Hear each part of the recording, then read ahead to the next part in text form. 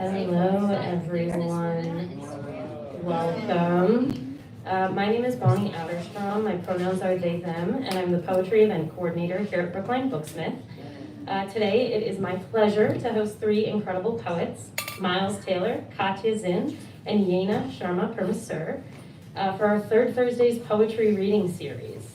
Before I do introductions, I have just a few housekeeping notes. Firstly, copies of these three magnificent books are available for sale at the back counter over there.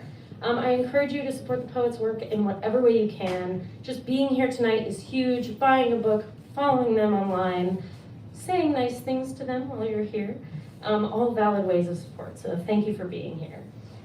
Secondly, please keep your phones off or on silent for the reading. Also, please know the event is being live streamed from this iPad right here. Hello, YouTube. Our audience should not be visible to live stream viewers, but if you don't want to be live on YouTube, just don't walk directly in front of it and you will be fine. Finally, we will have a Q&A at the end of the event, so hold your questions until the end, but definitely have them ready to go. This event, as I mentioned before, is part of our monthly reading series taking place on the third Thursday of each month here at Brookline Booksmith. Our March 3rd Thursday's poetry reading is up on our website, as well as additional upcoming poetry programming, so please check it out if you like poetry events. And now for the fun part, introductions. Yena Sharma Purmasir is a poet and essayist from New York City. She was the Queen's Teen Poet Laureate from 2010 to 2011. She's the author of Until I Learned What It Meant, published by Where Are You Press in 2013, and When I'm Not There, self-published in 2016. She's also the co-author of Disconnected Volume 1, Poems and Stories of Connection and Otherwise.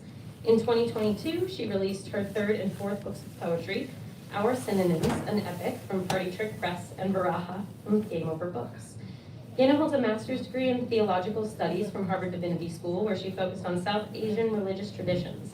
Her research endeavors were supported by fellowships from the Science, Religion, and Culture program and the Center for Black, Brown, and Queer Studies. She currently works as the content manager at AppSumo and lives in Cambridge, Mass.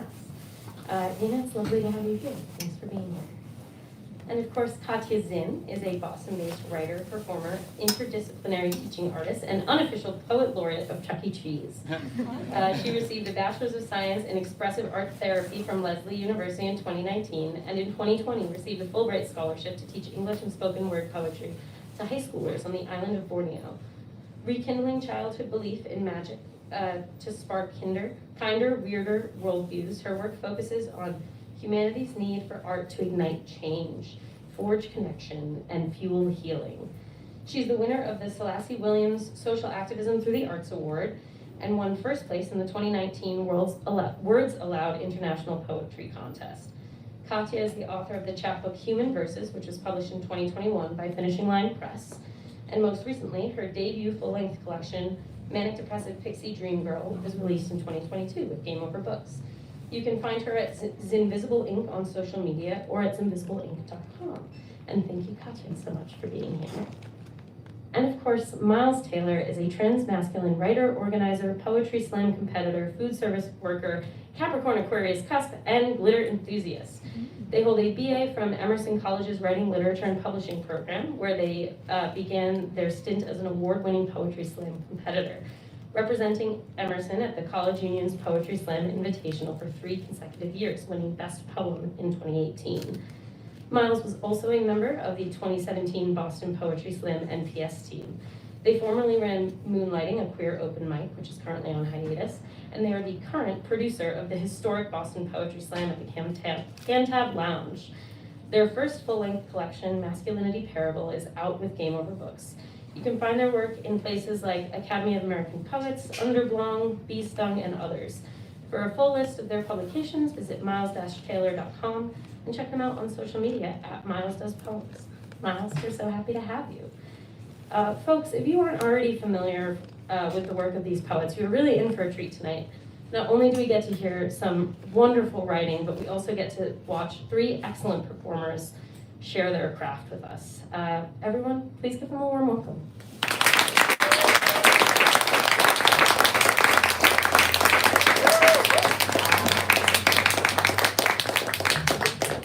Hello. And is this working? Yes, you can all hear me? Thank you so much for coming out tonight. Really, first, thank you to Myles and Katya for having me join you. It's such a pleasure and a dream. Thank you also to all of you for showing up on this very chilly Thursday evening. And thank you to Brookline Booksmith for hosting and making us so comfortable. I'm going to be reading from VIRAHA tonight, which is my most recent collection.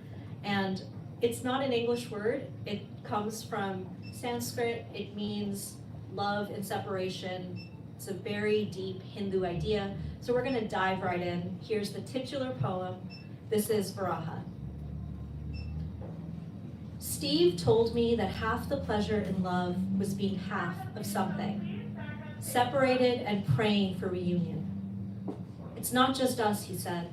It's the gods. I love this story. I love how small it makes my pain. I tell the man I'm dating, we're just like gods, but that doesn't have the same humility. It sounds like I'm boasting. Okay, so I'm boasting. Someone loves me finally, and I'm cutting my hair over the toilet. Someone loves me finally, and my waist is shrinking down. I mean, my mental illness isn't going away, but it isn't really hanging around either. When I say I'm lonely, what I really mean is that I miss someone. When I say I miss someone, what I really mean is you.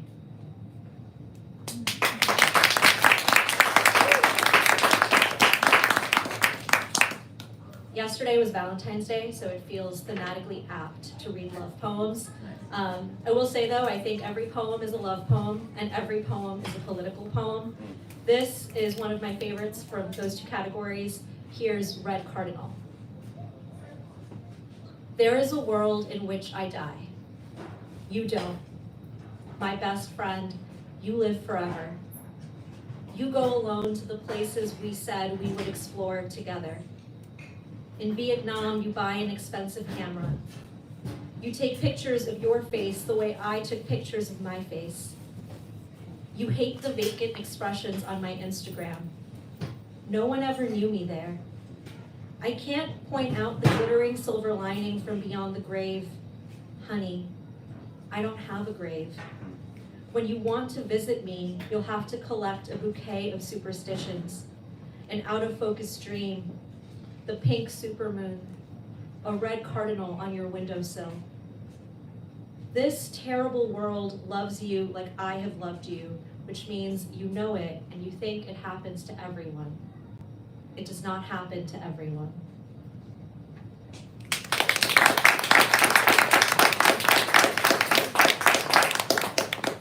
When I was working on this collection, I didn't live too far from here, so I actually used to abandon my laptop, power walk over, and waste a lot of time in the aisles. So it feels very special to be here reading from this book. This poem is called Moontime. You thought I was wet when I was just bloody. Stood up too quickly and out-leaked the mess of me. I want to have a baby if a baby will have me.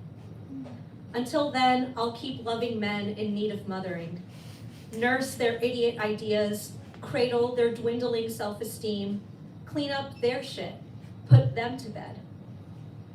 The last time I had sex might be the last time I have sex. I'm still deciding. It's not that I regret the snoring mouth in my ear.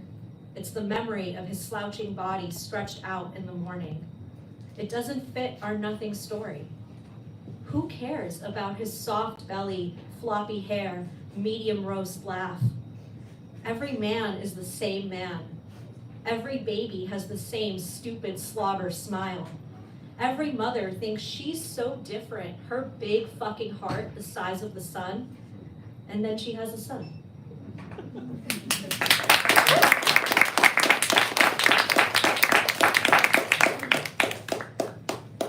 These next two poems, in my mind, they're a pair. This one is Summer Tan. We were saying goodbye, and all I could think about was time and eyelashes. If I had all the time in the world with you, I would still be amazed at the length of your eyelashes. But since time was not enough, I thought instead of the wishes you could blink into existence. My evergreen sweetheart, I see in you the gentle slope of a mountain. Imagine kissing you with the same reverence as loving you. You are all curve and muscle, hunger growing into body, my hands lingering on calf and shoulder, touching, resting. My summer evening in a bottle, your wet hair in the morning, our feet nestled underneath a picnic table, undressing as mosquitoes fed from our naked abundance and trying not to scratch or laugh. None of this can be done again. We are not here anymore. I'm sewing together a hammock and you are drinking apple cider. What you loved about me should be fading like a summer tan, but I'm brown. I'm brown forever.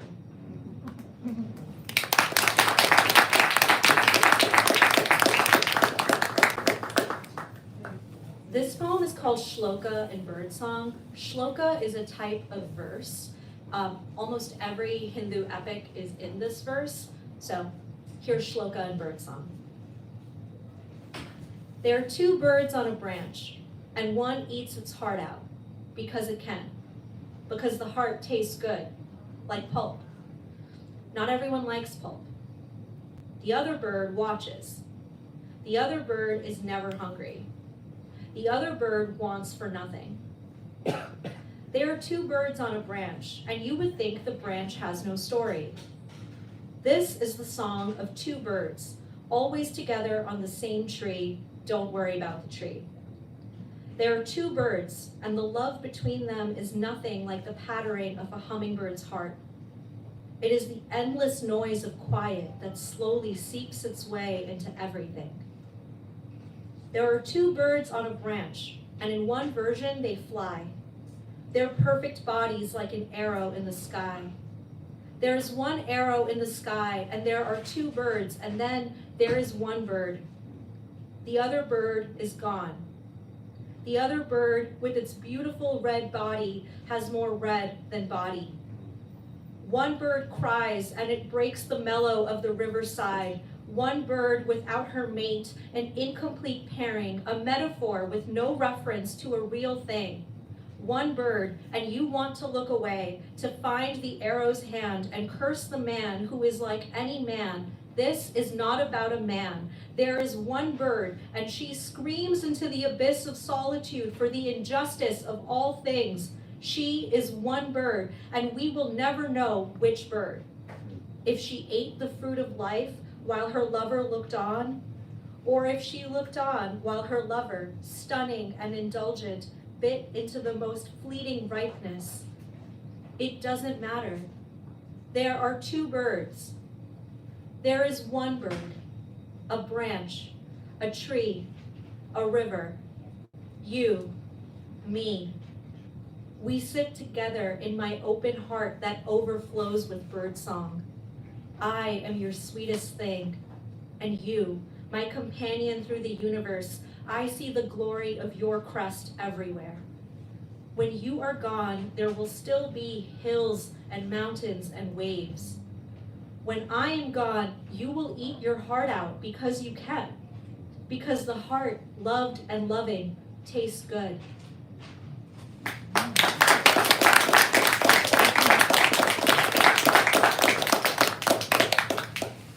So one of the things I do in this collection, in addition to retelling existing mythologies, is create my own. This is the first in that series. Here is myth number 1. At first, there was everything. You sang our forever song. I didn't know how to cry and had no reason to learn. Then there was a reason, then another. It built like an empire. I died like a fire. I was a fire and you were the wind. You were the wind and I hurt. There was a war I waged, and it doesn't matter who won, it ended. The war, the sun, the dipper in the sky tipped over. I stole the river from the ocean. I cried like a mother. I had no mother. I cried like a daughter. I had no daughter. Love changed me. I became a planet. I was alone.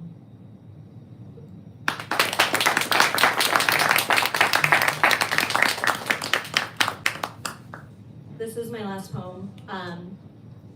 And I'm just so grateful to be here. I feel so full. Thank you so much. This is called Life Lesson. I wanted to die and I didn't. My little heart kept kicking. I kicked down the door of my mother.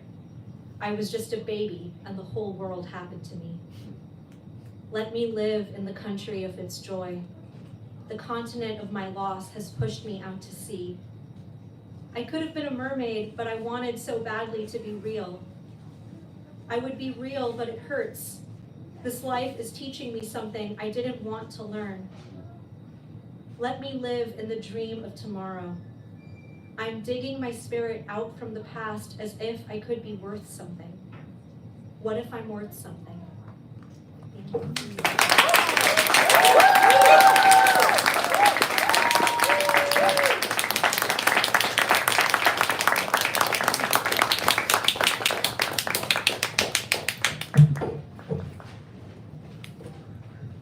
Wow, thank you so much, Yena, for opening the show for us so beautifully.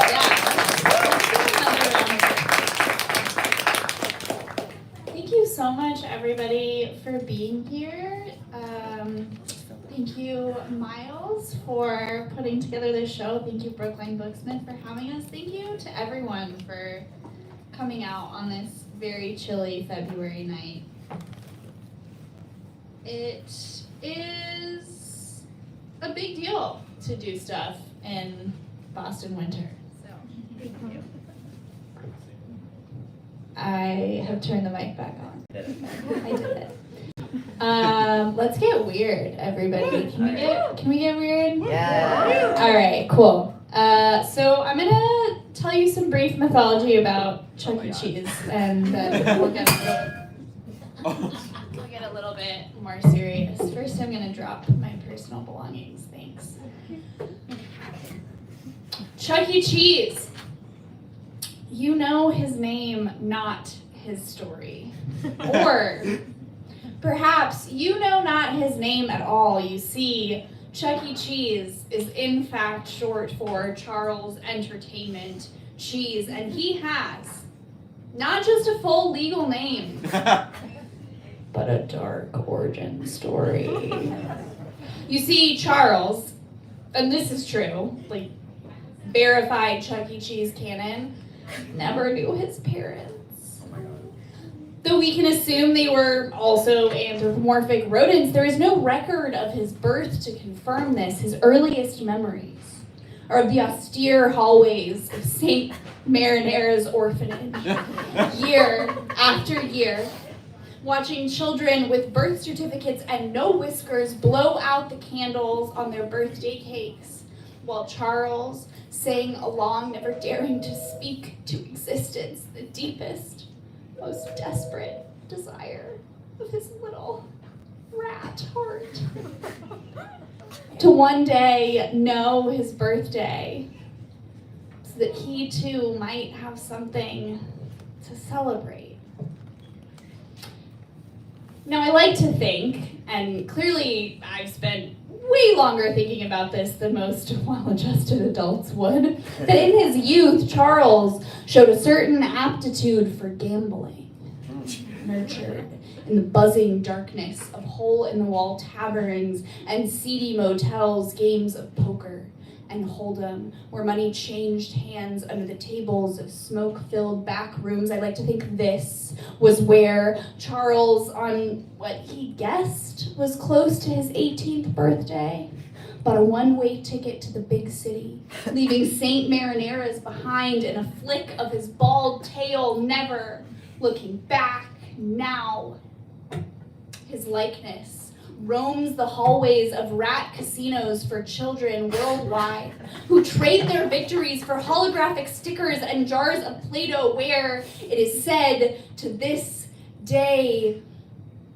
everything is fucking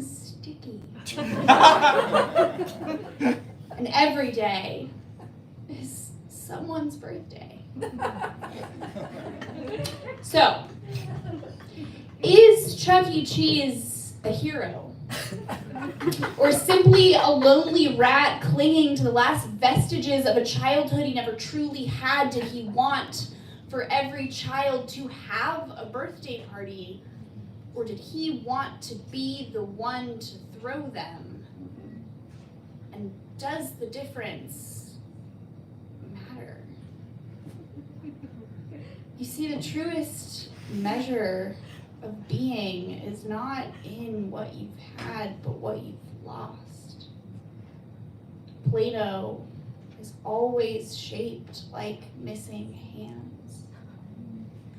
Every teacher was once taught they were unteachable. Giving what you never had is just another way of pretending it was yours in the first place. Adulthood is just a way to pretend you've outgrown pretending.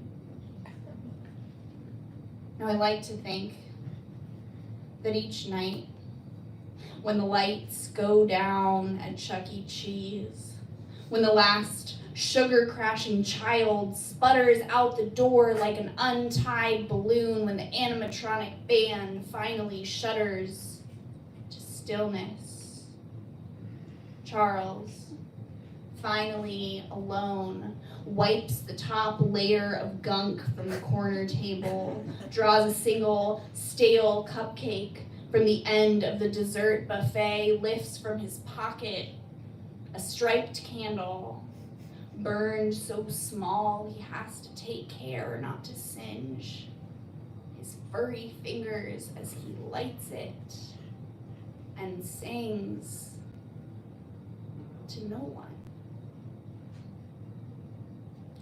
Happy birthday, dear Charles.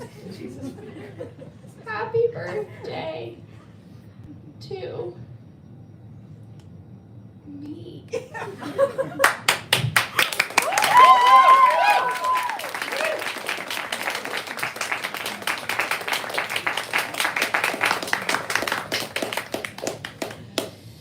Thank you so much, everyone. I don't know if anybody knows Charles personally, but if you could pass this along as my unofficial audition to become the next poet laureate of Chuck E. Cheese, also the first. He won't answer any of my tweets, so anyway. The next poem that I would love to do for you this evening deals with gender, and one of the things that this collection really deals with is kind of starting with this concept of girlhood and then deconstructing that and what that means. And my experience, I think, of gender, and I think really being on tour for this collection really solidified that it feels very dissociative and performative, I think, at times, this idea of femininity and what that entails as far as people's expectations of you. And I had this experience on tour where I was preparing for what I thought was, going to be the biggest show of my career, and I could not miss it, even though I was stranded in Nebraska, and I hitchhiked in somebody's cousin's truck, and I took a plane, and I took a subway, and I took just about every method of ground and air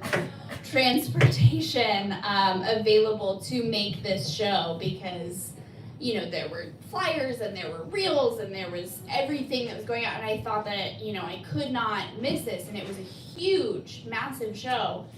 And I did my entire set pretty much fully disassociated because I could hear 3 people in the front row, and I was like, wearing this like really cool like plunging jumpsuit that I've never worn again, and you know, I was feeling myself, and but I could hear these three people in the front row the entire time, very loudly talking about my breasts, while I was doing some poems that dealt with like sexual violence and, you know, objectification and everything, and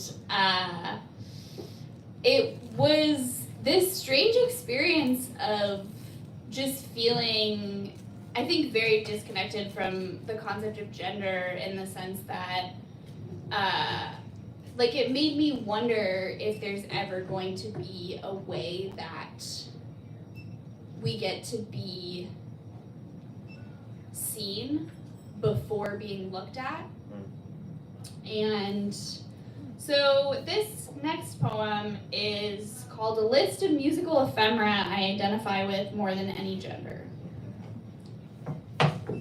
The instrumental bit at the end of Canyon Moon, the third to last track on Harry Styles' second album, played on a bespoke mountain dulcimer built by the same hands as Joni Mitchell's on Blue. That part in Frank Zappa's Muffin Man where he says, sterile canvas snoot of a fully charged icing and ointment utensil, all ominously, cracks up as though realizing for the first time what a ridiculous fucking lyric that is, then goes, let's try that again. Does it over with greater commitment and uses that entire take in the studio version. When Eric Clapton made that entire album wailing in his basement after George Harrison's ex-wife left him for George Harrison. When Bob Dylan said, this here ain't no protest song or anything like that, because I don't write no protest songs. And then played Blowing in the Wind. When a guy I just met called me basic for saying that Lithium was my favorite Nirvana song and then failed to recognize the lyrics from its first verse tattooed on my bicep. The way I listened to that song on repeat in the psych ward at 18 before they took my headphones away in case I tried wrapping them around my throat, how those simple chords got me through all the days without sunlight, how I spent most of my adolescence convinced nobody but Kurt would ever understand me. Whatever soul-rocking song the river is listening to in Broke Down Palace that Jerry Garcia keeps telling us to listen to in the chorus. A rocking horse person eating marshmallow pie on the bridge beside the fountain in the second verse of Lucy in the Sky with Diamonds. I could write essays on the significance of a single vowel in Jeff Buckley's colloquial interpretation of Leonard Cohen's lyrics. How rhyming do ya with hallelujah transformed a lofty ballad into a soft rock classic that lent gritty kitchen sink realism to stark ecclesiastical imagery, how this implied juxtaposition of run-of-the-mill heartache with archetypal tragedy creates a textured emotional resonance as though to love and to lose are lenses by which the highest stakes of human condition become universally accessible. Those liminal seconds as a song fades to nothing, when all that's left is a purple whisper of vibration and it feels holy. Like the edges of the world melt and remake themselves in the absence of self, and it's there. Bobbing like a cork in the silence, you see the music has been inside you all along, and every song ever written is just a jumble of chords broken off the music of spheres that all life is made from, and this thing we call art is just the unclogging of a vessel, and how silly it makes us to hang any of our hats on the rambling of any single mortal coil when consciousness is, by its own definition, limitless. The little ooh in the background of the bridge to High Road, the lead single from Broken Bell's self-titled debut, a supergroup collaboration between James Mercer of The Sins and artist-producer Brian Burton, better known as Danger Mouse. It's too late to change your mind. You let loss be your guide.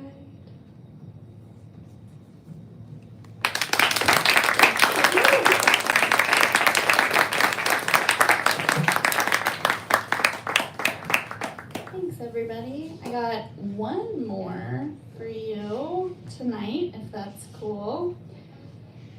This is called Robert Frost Walks Me Home on a Summer Evening, and it's sort of a response to how many people, mostly my father, kept reminding me how much I was going to get murdered when I decided to tour for this collection by myself in a 1970 Volkswagen. So here it goes.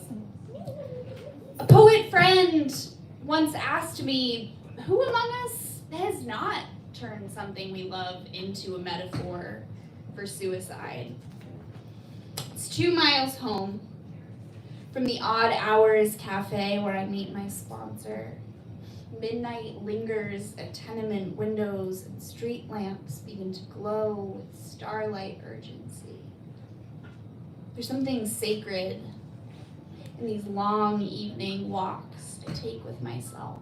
I like to think that when Robert Frost stopped by those woods on that snowy evening, he did so exclusively for leaf-peeping purposes, and scholars have been analytically jerking themselves off about it ever since. Too often, I'm told to be afraid here. I'm told this city is a hunting ground, the click burn of oncoming street lamps, a call of the wild. I am told if I must walk home here, or leave home here, or anywhere men are, do it with a knife in my boot, mace on my keychain, thumb on an app, ready to alert police the second I flinch. My friends compare artillery at the dinner table. Show off brass knuckles shaped like cat ears, switchblade lipstick, keys wedged in the webbing of their hands like latchkey wolverines. We go out at night. They lace up their combat boots and prepare for combat. They see death everywhere. Like English majors with a Robert Frost poem. I once searched for death on Friday street corners. Teenage emptiness draped in fishnets and leather mouth-painted Target. Smiling under blue smoked awnings, praying some stubble-jawed stranger would read my paper-backed vulnerability and make me a hardcover. Crack my spine and with his hands bring forward an ending. There's a shortcut through the park at Fenway. Street lamps strip dappled gold through the trees. A stranger in a van leans out one tinted window, asks where I'm headed in those heels. A man I know from my Thursday night 12-step meeting says roads are unsafe on snowy evenings, offers the sanctuary of his home. Pop quiz. Using clues found in the above text, which character do you predict will A, assault the speaker, B, drop them off intact at a train station saying, sweetheart, you don't have to treat yourself like this. I've had nightmares starring men I trusted and starred in dreams where I have died. Robert Frost stared into the woods at night, they say, to ponder suicide, and I am not afraid, alone in these woods tonight, though they say this is how women die, and I don't know whether to call this a victory or a symptom. But I am the most dangerous thing that's ever happened to me, and I intend to survive myself. There are miles to go before I sleep. Thanks, Brookline.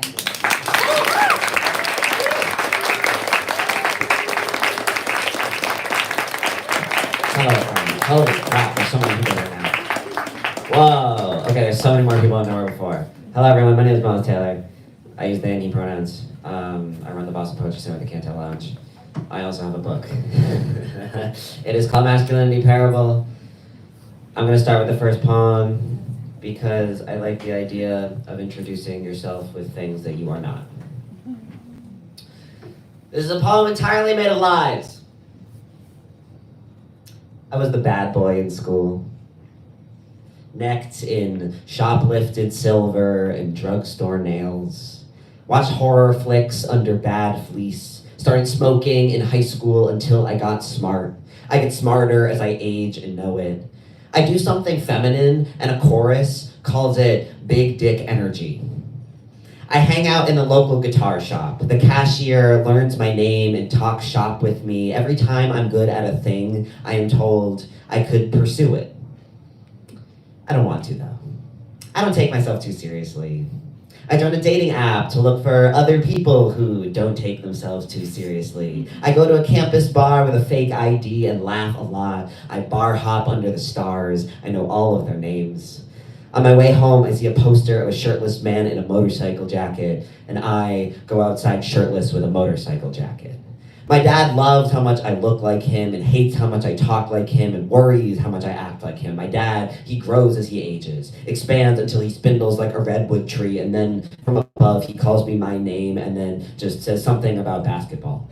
I was born with a God that I could grow out of. See, I have this dream where the shirtless man in the motorcycle jacket is in the mirror. He opens the mirror like a car door and puts his hand on my sternum. His hand breaks through my chest, spills sprouts of purple orchids. I run away trailing flower petals, and wedding processions begin to follow me. Two brides follow the same path of petals and collide. I empty of flowers until I'm light as a feather. I blow away happily. I have another dream. The shirtless man in the motorcycle jacket is in the mirror. He puts his hand on my sternum. I tell him I can't feel anything, and he knows. His hand is on someone else's body. I wake up without a body. I wake up a man. I wake up just thinking about breakfast. I remember why I wrote it. I spend money without budgeting for future medical bills. My chest is covered in tattoos of orchids. I do not worry about butchering. I don't go by a nickname anymore. I use a public bathroom. I don't have to write this poem again. I don't have to make things true. I never. I always. I just do.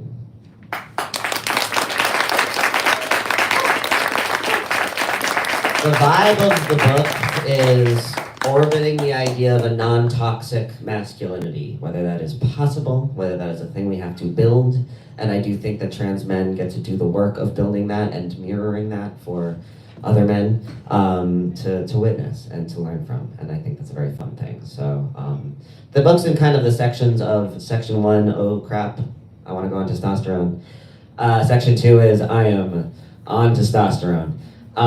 Which means going through second puberty, effectively. And the third section is, I pass as a man, what do I do about that, basically. So I'm going to do some of the weird small ones. We're still in the first section. This is called High Violet after the National. I don't know if any of y'all like the National.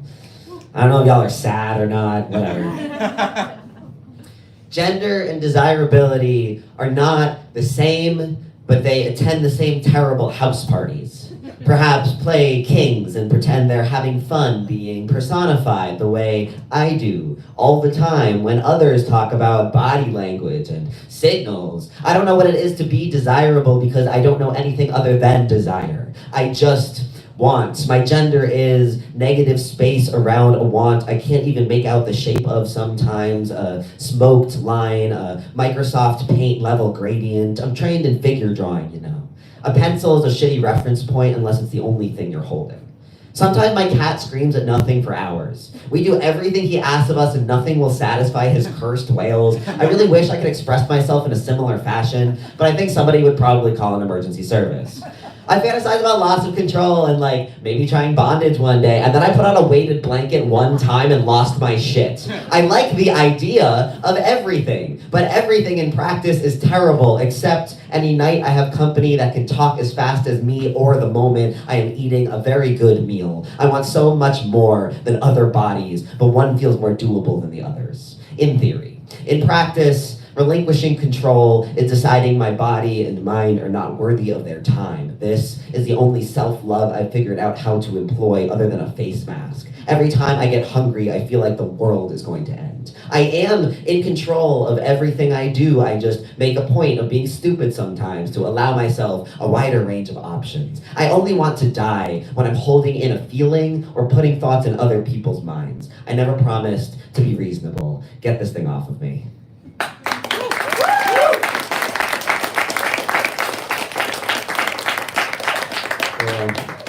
We're in section 2. This one's an underblog. It's a nice mag. This summer has the potential to be miraculous, which might just be the whiskey milkshake talking, but the sky is stupid with its sunset, the most universal symbol of beauty. No human is too good to wax poetic about an orange-pink cloud. Not even the suited and citied and sidewalked. You can't pass the Charles in his new dress without smiling and missing your stop. So, I'm a nature bitch now. I'm in a lover's quarrel with the Prudential Center. I've got eyes like a real man and the stores close too early to catch me. I walk past the fat dandelions on my way home and don't even check which handmade structures wound up penthouses for rats. I know 100 people with jackets and most of them love me. My dad is always sending me pictures of clouds, so I send him weird band names off the Alston streets, and neither of us talk about feelings. A bug likes to look at my phone screen while I wrote this. I told her she was looking at the wrong kind of light. I have a lot of work about Alston. This is very much a book that exists within the urban sphere, so those of you in Alston, Brighton, shout out. I'm gonna get water really fast. Okay. Success. These bottles are so small. Thank you, Bonnie, for having me and for the small water bottle. Give it up for Bonnie.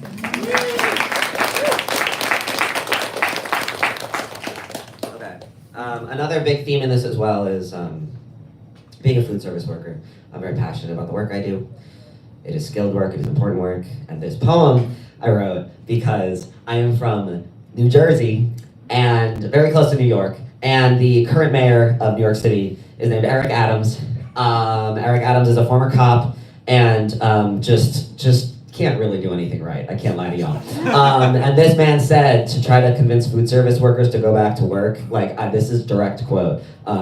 Yeah, those shoe shiners, those Dunkin' Donuts employees, they don't have the intelligence to work in a corner office.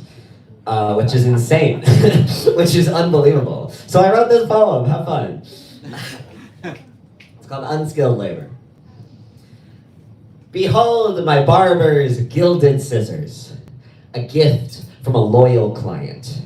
Witness the planning, the economy of razors on hooks the barber's height, the best ones worn handled, their storage trunks scattered with stickers of old bands resting in dead iPods and coffee table drawers. Come with me to the street. Watch the house painter's pants match every few buildings he passes, as if the city were trying to copy them. Peek into the shop windows, look at the crisp folds folded into every shirt by the floor staff, witness the wrangling of the dog watchers, 5 leashes, the 2-part movement of the city worker sticking litter. Come into my restaurant. Admire the server and their patient smile. Plant 2 knocks on the kitchen door, shout, "Corner, And bear witness, line cooks seasoned with years of oil and salt, working so smooth they've made it a dance. Oh yeah, I got this. Clogs two-stepping while sauce whips a dish, the Sioux, Millie rocking a metal bowl into a bus bin, the bang of the skillets to clear the crusted rice, in time with the beat from the phone, propped into the metal six-pan on top of the reach-in. See a hand reach back and be given a spatula it did not ask for. Watch the dishwasher replace the glasses in the blink of an eye while she is FaceTiming her niece. It looks like nothing short of telepathy. The slide through narrow spaces like magnets, all of which are holding a knife, and still conversation is flowing. Someone just sold a sculpture, someone has a paper to write, someone is playing a show later, and someone was up until 3 a.m. at their other job performing a whole different dance, a symphony of second nature movements, muscle memorized like their country is a fatigue mat and they've mapped every corner. I only dream of labor if I can make it beautiful. So I slice every scallion like a gift-wrapped ribbon and roll my eyes at every customer who taps their foot. Love is skill, and skill is love. And do you? Love? Show me yours, your skill. Show me the moment of your life I wouldn't see otherwise. I want to see your method for cleaning a bathroom the quickest, your filing system, your best customer service voice, or do you go home to a sparkling kitchen someone else cleans? Do you eat food someone else cooks? Do you watch shows someone else writes? Do you use programs someone else codes? Do you attend meetings someone else schedules? What do? You take. And you hold what you take, and what a skill. Being handed things. Such talent in holding.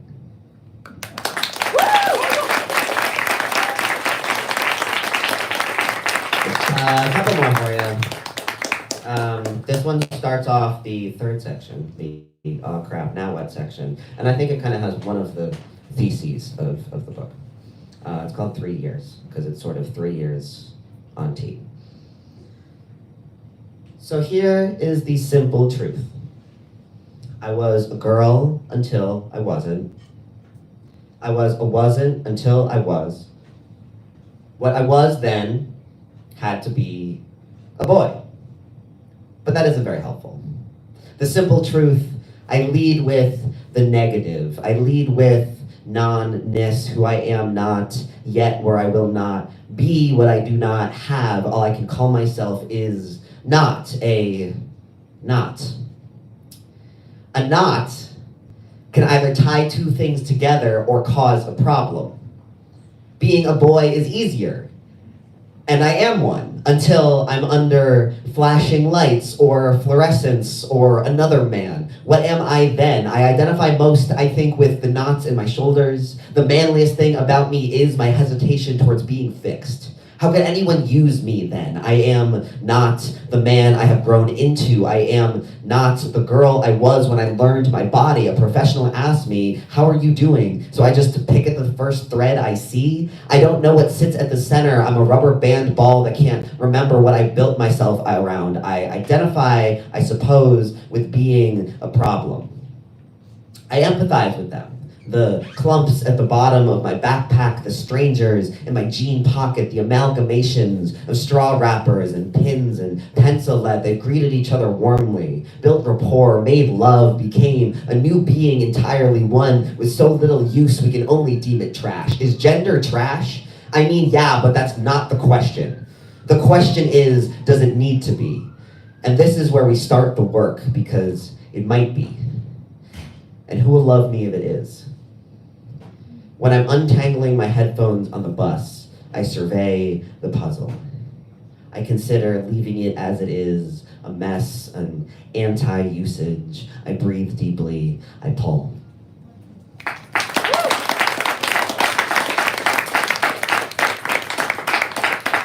All right, one more so that there's a little bit of Q&A time. Yay. Cool. This one's in Up the Staircase Quarterly. It's towards the back of the book. Yeah, we didn't say anything about the price of the books or anything, but the Game Over books are $18, and they sell them at this beautiful institution, and you should support this beautiful institution as well as us, because this is my favorite bookstore in the city. I fucking love this place. Cool. Yeah, talk to me later. And if you want to hear more poems like the poems you've heard tonight, come to the Boston Poetry Slam. Wednesday nights, 8 p.m., Can't Have Lounge. It is 21 plus, in case you're not 21, sorry. There is a woman looping longhand on this train, and I think she must be a poet.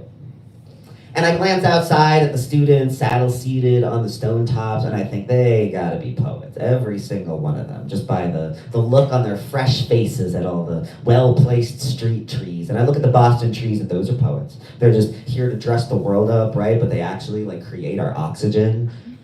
That's 2 on the nose. The gray-haired lady on the stationary bike absolutely going at it at this gym is a poet, no contest. I am also definitely a poet at this gym because I have no idea what I'm doing right now. And hark, another poet, the trainer speaking softly at the woman in the corner. Every tenderness is a poet, as every tender moment I think could be a poem. And I'm leaving, walking home, and this whole train line is a poet. And my one bum knee, and my one peeling knuckle, and this one fat robin in fucking February is a poet, guaranteed. And I think my favorite poet is when my cat curls his 2 paws inward like a little bow tie. And my testosterone syringe is a poet. The espresso machine at my dumb job is a poet. A poet is anything I could ask. Do you ever feel a hole in your chest? And every time you think about it, it rips open a little more.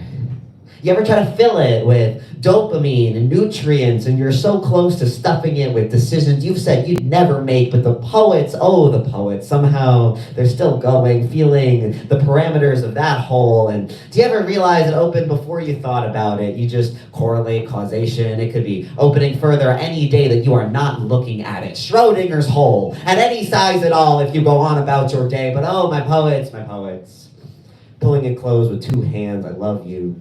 This ugly world in this uglier city, this beautiful city in my ugly brain. You make it stop sometimes. I'm trying not to look, but I think you do. Thanks, y'all.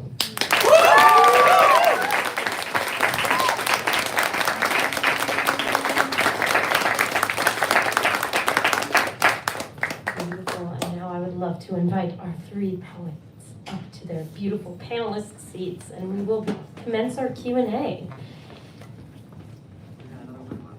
All right, if folks have questions, feel free to raise your hand and I'll call on you. Yeah, go for it. Yeah, go ahead. I have a question for any and all of you. What advice do you have for young poets looking to get more experience and learn more and all of that? I can answer that. You just show up. You just show up everywhere all the time. You show up to as many things as you possibly can. You read in front of as many people as you possibly can. You send poems to as many people as you possibly can. I got where I am running things because I just showed up to every single event. Nobody could freaking get rid of me. And eventually you get where you want to go. That's really all there is to it. And that's the foolproof method.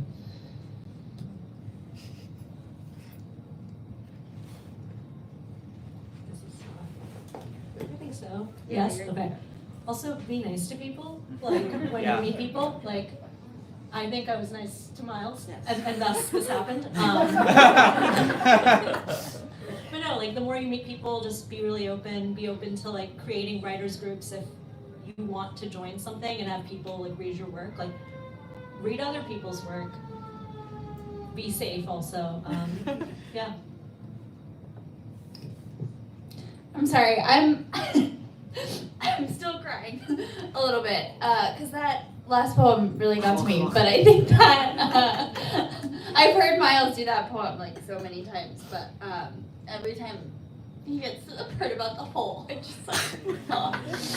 And I think that's actually really the biggest advice that I have is to just really, really listen to other people's work and find the work that resonates with you and the work that inspires you, and let yourself feel and let yourself be soft and full of wonder, and look for the moments that make you want to keep going, and the moments that feel like you have connection with somebody else, and then write into that and write the shit that you need to read, because chances are it will be something that somebody else needs to read as well.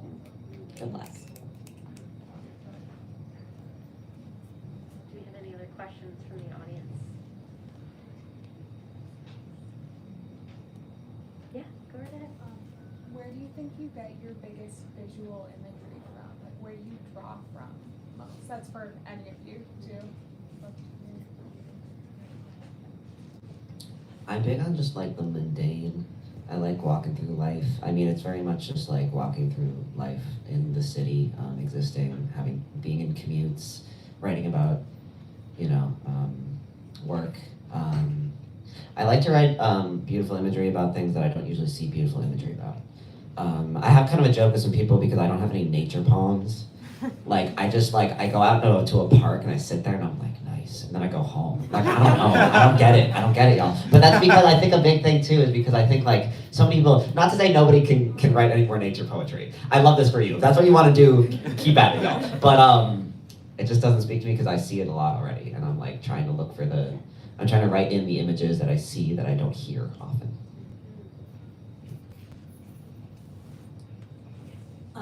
I watch a lot of bad television. And no, when I'm watching TV, I think a lot about like shots between people, like what the camera is focusing on, and in my life, like if there is a camera, like what that camera would be focusing on, like these micro moments, and then trying to, I guess, extract them and put this light on them in writing. And yeah, speaking to that, some of them are really ugly moments, like they're gross, or maybe they smell bad, and it's I want to focus on that. No, because I want to create more tension, or yeah, maybe make like the ugly not just beautiful, but real. Like the ugly is real too. So I would say watch a lot of bad TV. I think mostly animatronic children's characters. No, that's a joke, but, well, have a joke. I think that I'm really fascinated by, partially I think because I work with children, so I spend a lot of time around children, and I think that content that is directed toward children, a lot of really childlike imagery, has a beauty to it and a simplicity to it that allows me to almost approach more serious topics with a much more lighthearted nature to kind of get people's defenses down, and then like, pow pow, this isn't actually a poem about Chuck E. Cheese, it's a meditation on the formative aspects of loss. But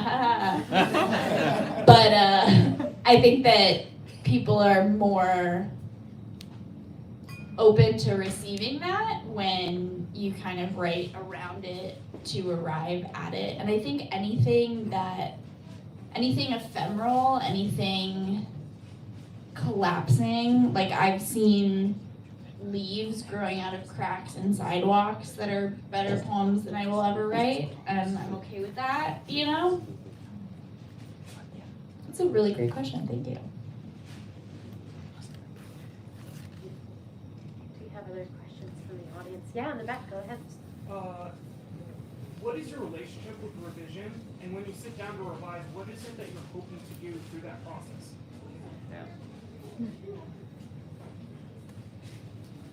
Yusuf with the hard-hitting questions. Mostly, I think when I think through revision, I have slam strategy brain all the time. Coming up through Poetry Slam, what you're trying to do with your poetry is not necessarily be the best poet in the room, because that's fake and it doesn't exist. What you want to do is create the best possible show. And so you want to put the poems where they're going to be best received, and where they're going to hit people the most, and where people are going to be the most interested in them. And I think when I edit, I think of a similar thing where I'm like, well, yeah, everything, all the art we make is valid, blah, blah, blah. But also, like, in what way can I take this line and make it best received to the audience that I want to be reading it? And I think that's kind of the brain that I'm going through. My physical, actual revision process is, though, that I have to longhand write everything in a freaking composition notebook like an old man, because that's just my vibe. I don't like typing anything. I don't understand anyone that can write a poem on their phone. But every time I long write a poem in a notebook, I type it back up in order to edit it, because I have to actually look at every single line. So that's helpful for me. I just winced because I do write poems in my phone. That's Sorry, fine. I'm I love sorry. it for you. I just can't.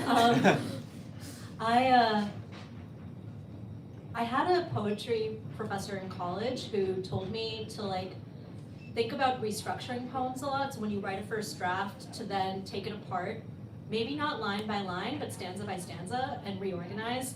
See if you're getting closer to something by doing that.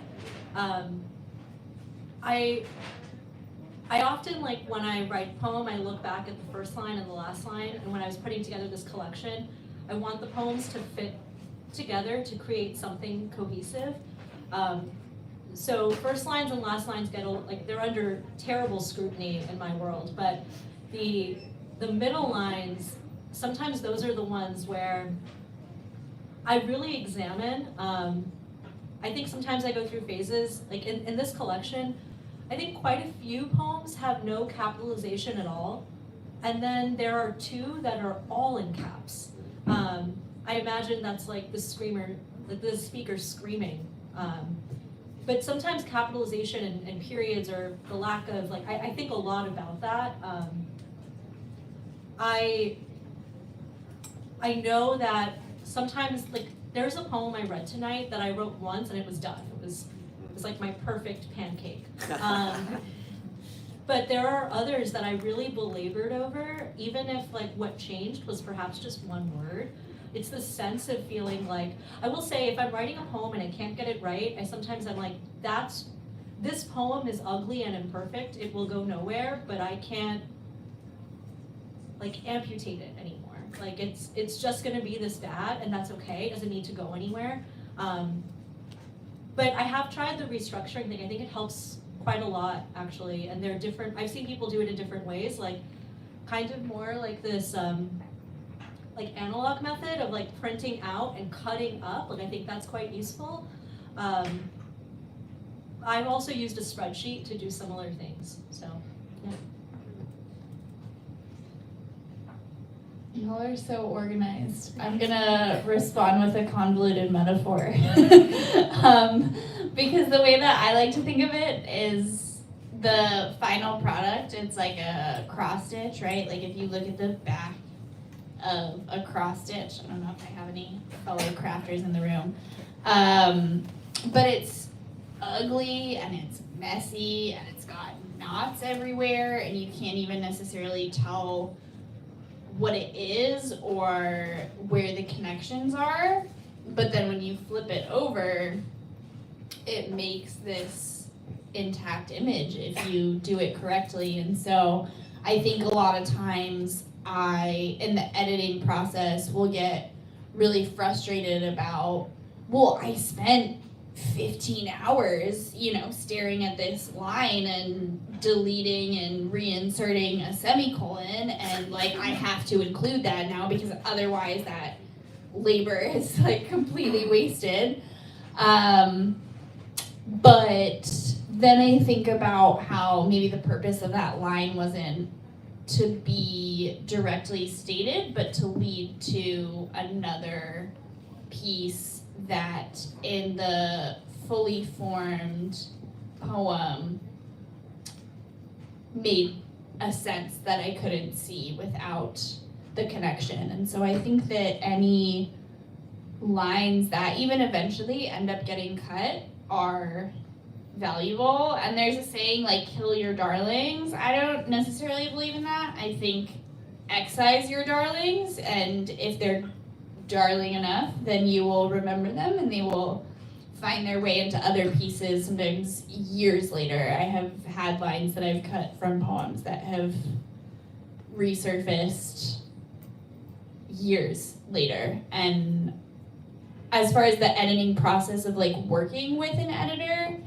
I think that I like to approach it like I know nothing and trust the other person's input, and then if there are things that at the end are incredibly important to me, then I think somebody, and Game Over was really fantastic to work with in this respect, that the editing process made the final work so much better, but the pieces that were really important to me, I felt like that was heard. And there was this stupid Venn diagram that I made while I was writing the book, and I wanted it to be like the first page, and then at the end, and then it ended up in my bio because I really, really fought to keep it, and that felt very important to me, and that was the one thing where I was like, really, it felt crucial to include in the book, and I think that those things are important to hold on to as far as finding your own voice as a poet. I just realized, okay, we're all Game Over Books authors. I didn't even say this yet, but Game Over Books is open for submissions. In case people have manuscripts and they want to like be pressmates with us, and they think that these people would like your work, you should go on the Game Over Books website and submit your manuscript by the 28th or 29th. Are we doing 28th? 28th. Let's say 28th. Great. It's a leap year. Beautiful. I do want to allow for just one more question if anyone has one. Yes, in the brown hat. Feel free. This is a related question, but how do you know if a poem is done? That is, like, ready to be spoken or printed on a page? Never done. No. Poems are not So finished, much they better. are abandoned. And sometimes I will still change words when I'm performing poems. So it's wherever they're left, and I think that is the beauty of it, that we're searching for perfection that is ultimately unattainable. That is the fun part about spoken word, is that a poem doesn't have to finish. You just start performing it. I have certain poems that actually don't exist on the page anymore. They are just in my brain. And every time I perform them, they're a tiny bit different, and that's okay. And I think, like, no matter what, like, one of the scariest things is allowing something into print, because that does seem like that is, like, one of the, like, that's it, that's the poem. But I think about a lot, I have this giant tattoo on my shoulder that's the last stanza of a Ross Gay poem, and I remember looking for the poem to show to somebody because I read it in his book, and I found it when it was first published, and it was like a almost an entirely different poem. Like, there were whole sections of it that got changed in the book and everything. And so it's like, oh, so we're never done. Not even Ross Gay is done. Like, we just aren't. Okay. I will say, like, I have a weird metaphor.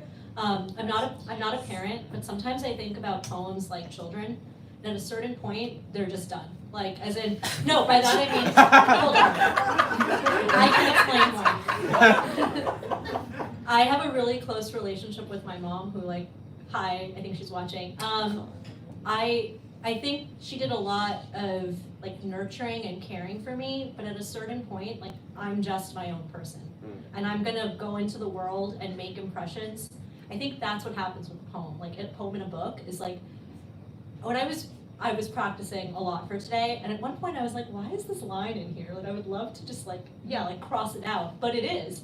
And if you read it in the book, and I read it out loud tonight, but whatever that, like, happens with this poem now, like, this poem has a life, it's its own, it's beyond me.